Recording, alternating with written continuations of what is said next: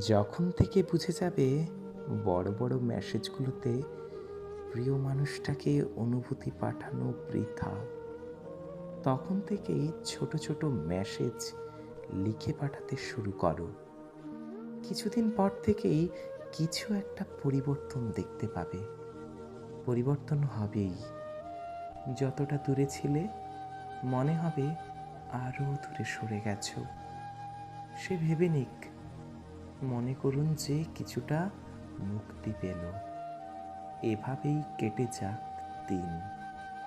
পরিবর্তন যেখান থেকে শুরু হয়েছিল সেখানে পরিবর্তনটা এবার মনে চলে গেছে। হয়তো সব ঠিক হবে, নয়তো অধ্যায় শেষ।